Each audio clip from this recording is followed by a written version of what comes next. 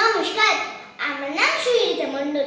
আজ আমার পরিবেশনায় রয়েছে কবি সুকুমার রায়ের লেখা কবিতা ঠিকানা। আরে আরে জগমোহন, এসো এসো এসো, বলতে পারো